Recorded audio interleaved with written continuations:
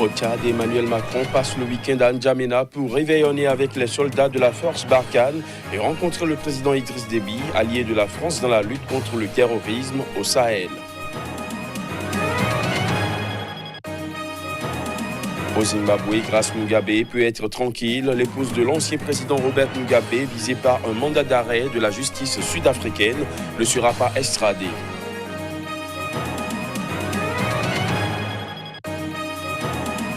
Et puis dans l'est de la République démocratique du Congo, au moins 5 personnes, 4 civils et 1 militaire ont été tués dans une attaque menée par des rebelles ougandais des forces démocratiques alliées ADF à Beni.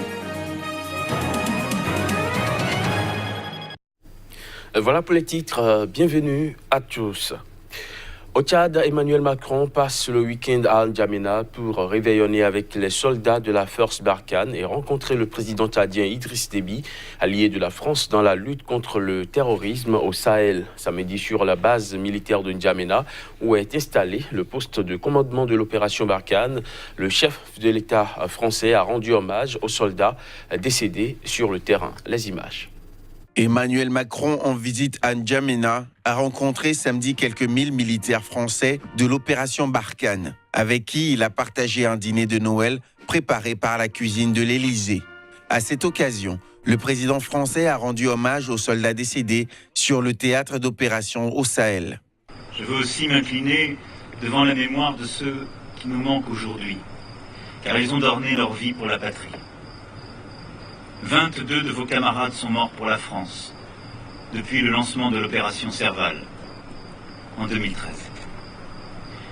Je pense en particulier à l'adjudant Émilien Mougin et au maréchal des logis Timothée Dernoncourt, tombés au combat en février dernier.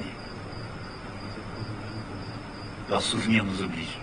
Sur la base de N'Djamena, où est installé le poste de commandement de l'opération Barkhane, le chef de l'État, accompagné de la ministre des Armées Florence Parly, a également eu droit à un bilan des opérations. Vous avez profondément affaibli ces groupes islamistes radicaux qui, en brigade, à service, sèment la terreur et le crime. De ces succès, soyez fiers. La stratégie que j'ai définie pour le Sahel est une stratégie globale, dans laquelle l'action militaire accompagne une action politique et diplomatique forte et un projet de développement technique, économique et éducatif sur le terrain. L'an dernier, Emmanuel Macron avait réveillonné avec les quelques 500 soldats français de Barkhane basés à Niamey, au Niger, illustration de l'importance stratégique pour la France de la bande sahélo-saharienne où se télescopent de nombreux enjeux, notamment diplomatiques, sécuritaires et migratoires. Le président français doit rencontrer ce dimanche son homologue tchadien. Ensemble, ils devraient faire le point sur le déploiement de la force du G5 Sahel, qui n'a reçu pour l'instant qu'environ 100 millions d'euros sur les 400 millions promis par la communauté internationale. Augmentation spectaculaire du nombre d'Érythréens se réfugiant en Éthiopie, un constat réel depuis la réouverture de la frontière qui s'inscrit dans le cadre de la récente réconciliation entre les deux pays. Les images. De plus en plus d'Érythréens se réfugient en Éthiopie pour fuir le régime ultra-répressif du président Isaias Afwerki. Plus de 27 500 Érythréens ont été enregistrés de septembre à ce jour.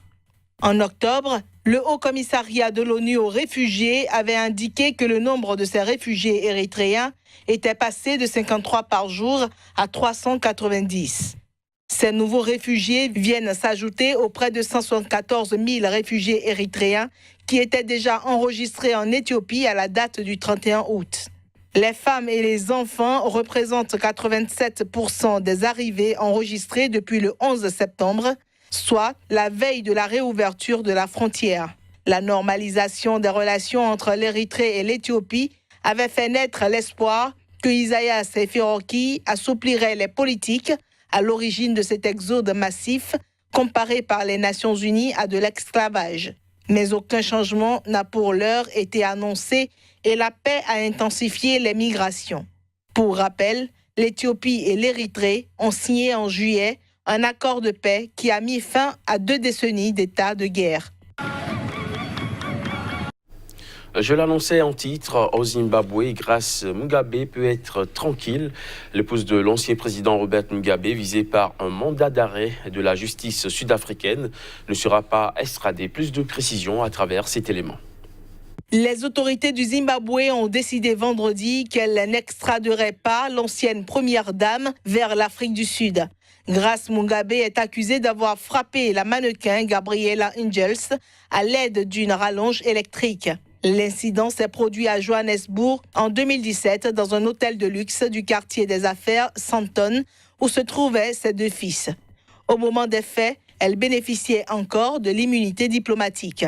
Le vice-ministre zimbabwéen de l'information a déclaré qu'il n'est pas amusant de la voir harcelée ou maltraitée et que les décideurs n'apporteront pas leur soutien à son extradition. Le tribunal de Hamburg a en effet émis le mandat d'arrêt contre l'ex-première dame du Zimbabwe le 13 décembre pour coups et blessures graves. Elle était une visiteuse régulière de l'Afrique du Sud et s'était attiré le sobriquet de Gucci Grace pour son style de vie et ses achats extravagants. En 2009 déjà, Grace Mugabe aurait bénéficié d'une immunité à Hong Kong après avoir frappé un photographe britannique qui l'avait prise en photo dans un hôtel de luxe. En bref, au moins 5 personnes, 4 civils et 1 militaire ont été tués dans une attaque menée par des rebelles ougandais des forces démocratiques alliées ADF à Beni, dans l'est de la République démocratique du Congo. Après l'attaque ayant ciblé Massiani, un quartier de Beni, dans la nuit de samedi à dimanche, les corps de 5 victimes étaient à la morgue de l'hôpital. Parmi les personnes tuées, toutes par balle, se trouvent 4 hommes et 1 femme. 3 personnes blessées ont été admises aux urgences de l'hôpital de Beni. Selon des témoins, 8 personnes au total pourraient avoir été tuées par les ADF. Il faut préciser que l'armée et les autorités n'étaient pas encore disponibles dans l'immédiat pour confirmer l'attaque et le bilan. En Angola, le président João Lourenço a tenu une conférence de presse, une sortie médiatique durant laquelle il a répondu à des questions sur l'état de l'économie du pays. On l'écoute. Et il était clair que ce qui se trouvait sur le compte unique du Trésor ne pourrait servir qu'à payer 5 mois de salaire dans la fonction publique. Juste ça. Et il serait vide. 5 meses de salário da função pública, apenas isso. O país parava, não vivia, não fazia mais. Le pays s'arrêterait. Rien ne serait fait, juste pour payer 5 mois de salaire de fonctionnaires. Função pública durante 5 meses, exatos 5 meses. Portanto, não houve nenhum mistério.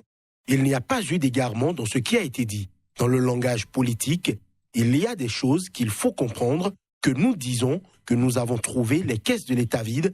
Personne ne dit que nous avons trouvé zéro, car vide n'est pas synonyme de zéro. Ce langage doit être compris. A linguagem deve ser entendida. L'Union africaine a demandé au Burundi de rapatrier 1000 soldats déployés en Somalie d'ici le 28 février prochain dans le cadre d'un programme de désengagement progressif de l'AMISOM.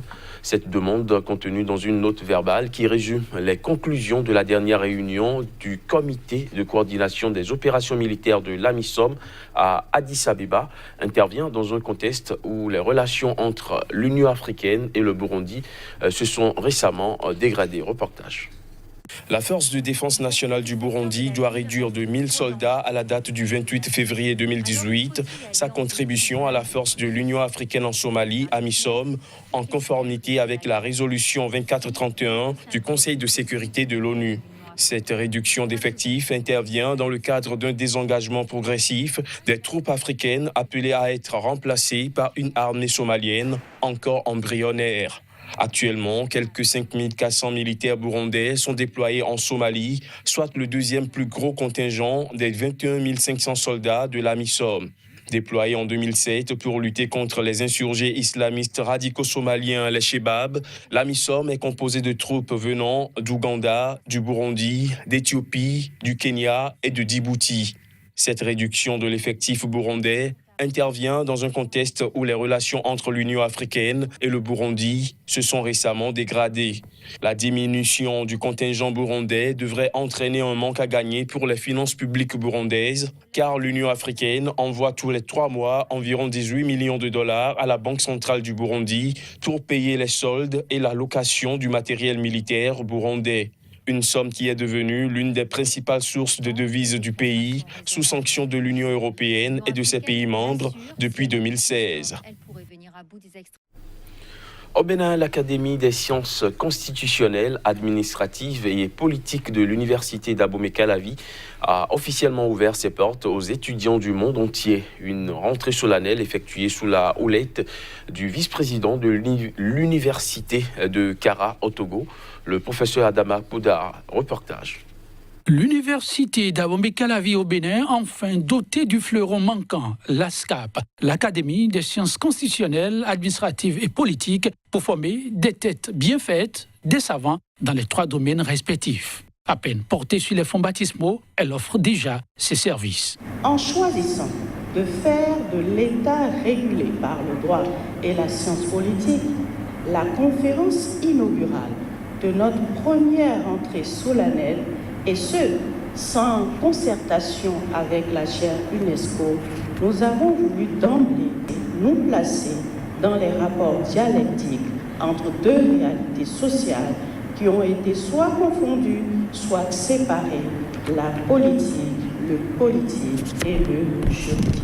Une nouvelle ère s'ouvre ainsi dans le monde universitaire avec bien des défis. L'ASCAP a pour objectif de prendre toute initiative dans le domaine de la promotion de l'état de droit et de la démocratie, par l'enseignement, la formation, l'éducation, en lien avec les besoins de développement socio-culturel, politique, humain et économique. Organiser des activités d'intérêt public axées sur la formation et l'éducation en droit, en sciences politiques, initier des actions de nature à favoriser le respect de l'état de droit dans toute cette déclinaison, en favorisant le dialogue et les discussions constructives, sans préjudice de l'assistance et de la représentation. Pour la qualité du travail, une synergie d'actions, enseignants et chercheurs saluée par tous. Que des enseignants-chercheurs, que des praticiens se réunissent au sein d'une académie dans le sens de la production, et je dirais simplement dans le sens du progrès, est la chose la plus remarquable qu'il faut souligner. Je vous souhaite le plein épanouissement, le plein accomplissement. La vocation des universités, et plus précisément la vocation d'une faculté de droit, c'est à la fois la formation de vrais cerveaux et aussi des boîtes à outils qui sont prêts à la recherche. Je déclare solennellement l'ASCAP en disponibilité opérationnelle, autant pour le Bénin, l'Afrique et le monde. L'ASCAP, une urgence universitaire de régler qui entend combler les aspirations au-delà des attentes de l'heure. En Roumanie, le président Klaus Iohannis a déclaré que son pays est maintenant prêt à assumer sa toute première présidence tournante de l'Union européenne, et ce, des semaines après avoir mis en doute les préparatifs. On l'écoute.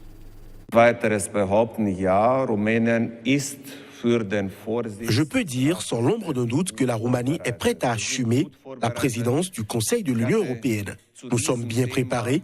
J'en ai parlé avec le gouvernement hier et nous sommes entièrement confiants que nous pourrons gérer la présidence de manière appropriée malgré certains sujets un peu difficiles dont le Brexit, la migration et le budget de l'UE.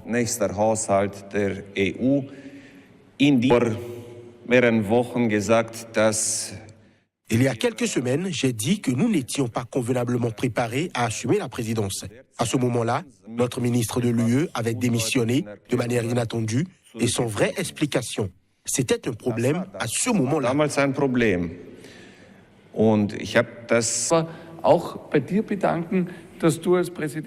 Je tiens à vous remercier parce qu'en tant que président, vous avez toujours gardé en vue la démocratie et l'état de droit. Je considère qu'il est primordial qu'en tant qu'État de l'UE, nous prenions l'état de droit et la démocratie au sérieux, parce qu'ils représentent la fondation de notre vie dans l'Union européenne. Fin de ce JT, merci de l'avoir suivi.